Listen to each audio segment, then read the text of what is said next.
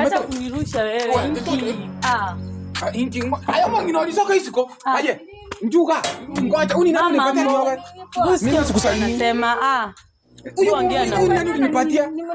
Ongea na yeye anasema nini? Ananiwekea maziwa kwa nyama. Mama si uliniambia. Uliniambia nikuwe nikiweka nini maziwa kwa nini kwa stima. Sikusema hivyo. Wewe uliniambia mama. Si wewe uliniambia. Acha ujinga tulia hapo nikuoneshe. Bebe huko msichana wako. Wewe mimi nataenda. Hizi mboga. Nilisema hivi.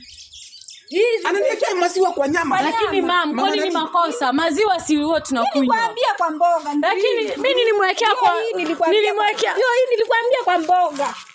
Yeye ananiwekea kwa nyama mimi. Wewe korega, wewe ngoja. Wewe mama, sina ulinifunza. Digabi ndio mwenye sina ulinifunza. Wewe nataka mahali yangu. Mangombe sana na kuku. Mwambie Huko tulikula. Hata mlikula mahali yangu. Mimi wapepi hata pepi huko mama yako. Pole. Si nimesikia, si mtu usamewa. Usamewa nini? Yaani unaniwekea maziwa litamsima kwa nyama ya 200. Mimi sikuwa najua. Sina uliniambia nikuwe nikieka. Inki. Wewe fanya hivi, wewe paki na msana wako. Pole. Wewe utaongea na nani? Enda fanya hivi, ongea na mama yako kwanza, utakuja kwa mama. Si ongea na yeye. Umetoka kupika. Nilisema kwa nyama. Nilisema kwa nyama. Si hakuna mtu wako sei, na si nimemwambia nimesikia I'm sorry. You are sorry what? Wewe mimi nitakuchua mahali. Siende.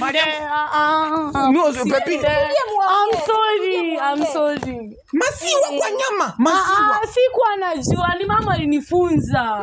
Mimi. Unafunza mtoto Niambia. Sasa mimi ndio zinawekwa maziwa. I thought ni kila kitu tunakula na ugali tunaweka. Mama, I'm sorry.